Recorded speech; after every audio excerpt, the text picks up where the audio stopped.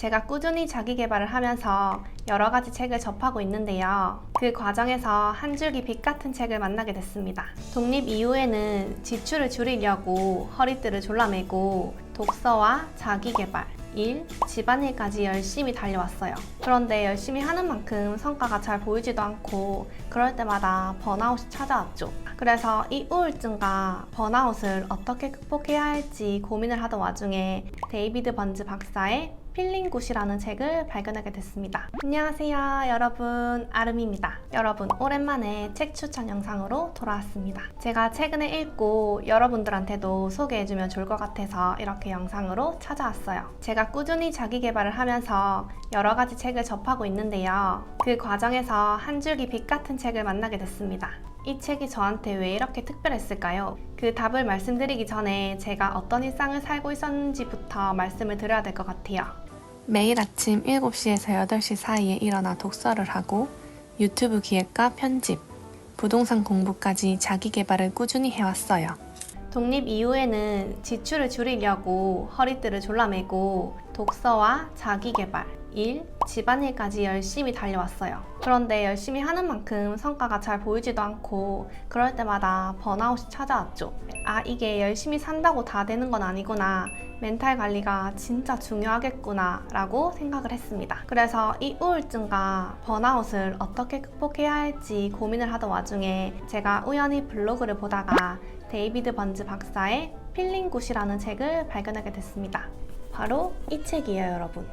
일단은 표지도 되게 귀엽지 않나요, 여러분? 블로그에는 이런 내용도 있었어요.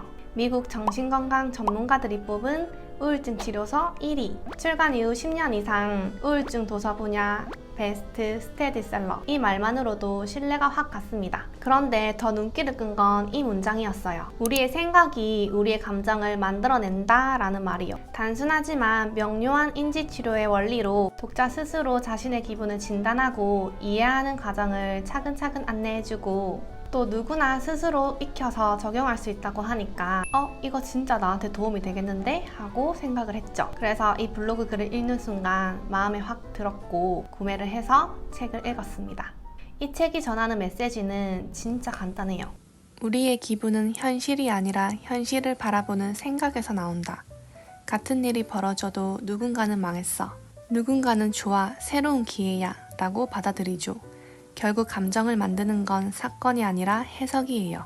저자는 우리가 자주 빠지는 인지 왜곡을 설명해줘요. 전부 아니면 전무라는 생각, 지나친 일반화, 낙인 찍기, 긍정적인 것 인정하지 않기. 사실 이게 우리의 기분을 어둡게 만드는 주범이에요. 필링 굿은 이런 왜곡을 짚어주고 현실을 더 균형 있게 하는 방법을 알려줍니다. 약에 의존하지 않고도 스스로 기분을 좋게 만들 수 있어요. 10가지 인지 왜곡 중에 2가지만 말씀드릴게요. 인지 왜곡 첫 번째는요, 전부 아니면 전무라는 생각입니다. 극단적인 흑백 논리로 자신을 평가하는 건데요. 예를 들어서 전 과목 A를 받는 학생이 B를 받았다고 한번 가정을 해볼게요. 그때 학생은 나는 이제 완전히 망했어 라는 말을 합니다. 이런 생각은 주로 완벽주의 사고에서 나와요. 실수를 하면 자신이 실패자고 쓸모없는 존재라고 여기기 때문에 늘 실수를 두려워하죠.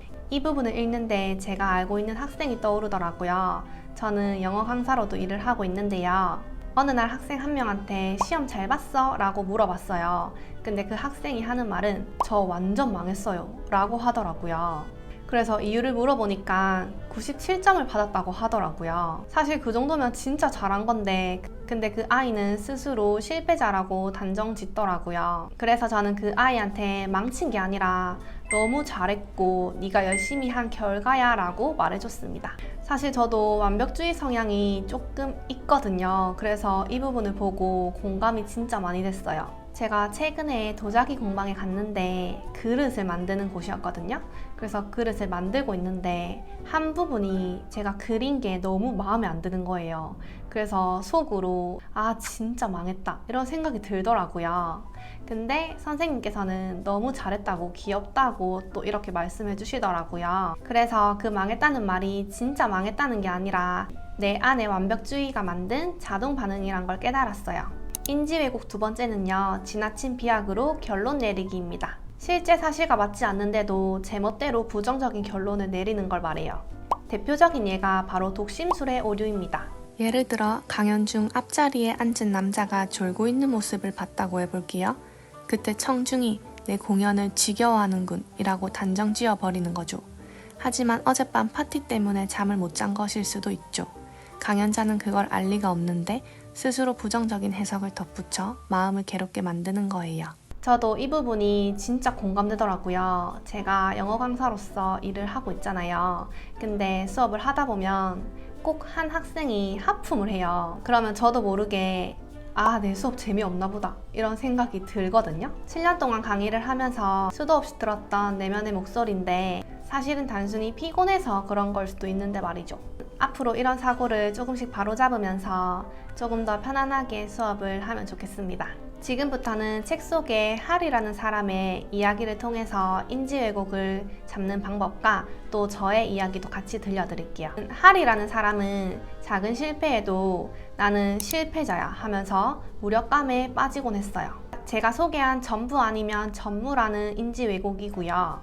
이런 기준은 전혀 현실적이지 않고 오히려 자기 비판을 강화할 뿐이라는 걸 깨닫게 됩니다. 할은 다른 사람한테는 현실적이고 너그러운 기준을 적용하지만 정작 자신에게는 가혹한 잣대를 들이댔던 거죠. 그래서 치료 과정에서 자동적 부정적 사고를 적고 그에 맞는 이성적 반박 문장 만들기 훈련을 합니다. 늦게 출근해서 허둥지둥 일에 치이느라 차라리 눕는 게 낫겠어. 말도 안 되는 소리야. 늦게 출근해도 성과를 거둘 수 있어. 나는 실패자야. 아니야, 나는 대부분 열심히 살아왔어. 결국 핵심은 내면의 비판적 목소리를 이상적인 대화로 교체하는 연습이에요. 이 과정을 통해 망했다, 난 실패자야 라는 자동 반응을 줄이고 더 균형 잡힌 시각으로 자신을 바라보게 됩니다. 그래서 저도 한번 이걸 적용을 해봤어요. 제가 책 읽는 걸 좋아해서 책을 읽다 보면 이런 생각이 떠올라요. 책을 읽는다고 다 성공하는 건 아니야. 지금까지 읽은 책은 다 쓸모없어. 이런 생각이 떠올라요. 근데 책을 읽다가 이런 생각이 들면 괜히 예민해지고 불안해지더라고요. 그래서 이 문장을 제가 배운 대로 한번 적용을 해봤어요.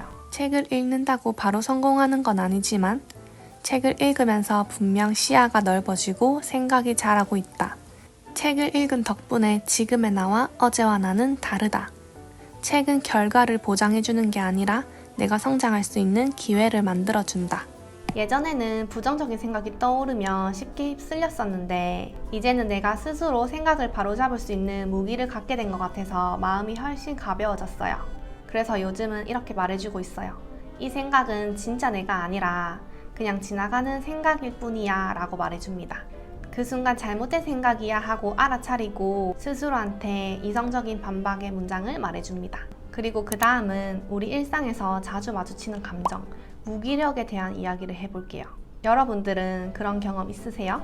해야 할 일이 눈앞에 가득 쌓여 있는데 손이 가지 않고 그냥 침대에 누워서 아무것도 하고 싶지 않은 날 있잖아요. 진짜 나도 안 그러고 싶은데 뭔가 마음이 거부할 때 있잖아요. 그럴 때 진짜 괴로운 것 같아요. 책에서는 무기력을 우울증과 연결해서 설명해요. 우울에 빠지면 우리의 의지력이 마비되고 작은 일조차도 힘겹게 느껴지고 결국 아무것도 하지 않으려는 상태가 찾아온다고 합니다. 문제는 이렇게 아무것도 안 하기가 반복되면 즐거움도 줄고 자기 혐오와 무력감만 점점 더 커지게 됩니다.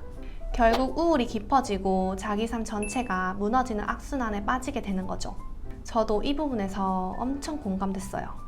가끔은 조금은 쉬어가자 라고 하면서 아무것도 하지 않았을 때 잘 쉬었으면 된 건데 거기서 나 그때 왜 이렇게 게을렀지?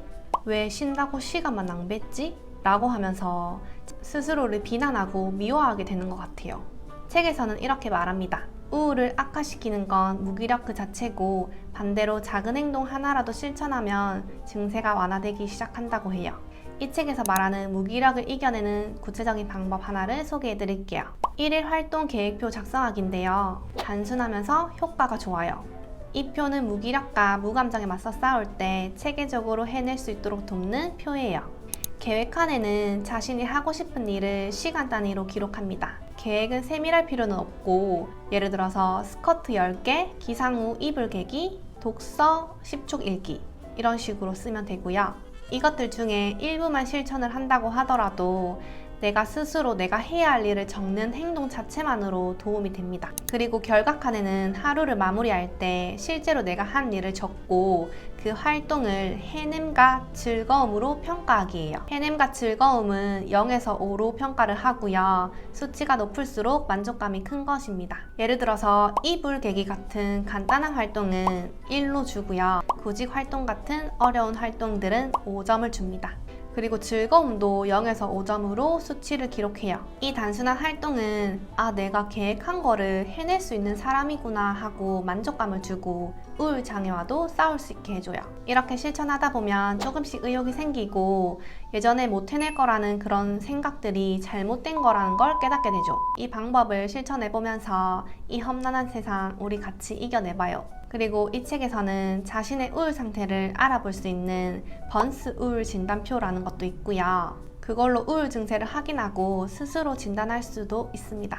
제가 소개하지 않은 더 많은 인지 왜곡들과 우울을 이겨낼 더 많은 실질적인 방법들 많으니까 책에서 배워보시면 좋을 것 같아요. 책 추천 영상 여러분들이 좋아하시는 것 같아서 이렇게 준비를 해봤고요. 이 책을 읽으면서 여러분들한테도 도움이 많이 되셨으면 좋겠습니다. 여러분, 그래서 이렇게 영상을 마무리하도록 하고요. 우울증, 무기력, 번아웃으로 힘든 사람들이 꼭 읽어보셨으면 좋겠습니다. 또 궁금하신 점 있으시면 댓글로 알려주시면 감사하겠습니다. 여러분, 그러면 또 다음 영상에서 뵐게요. 안녕!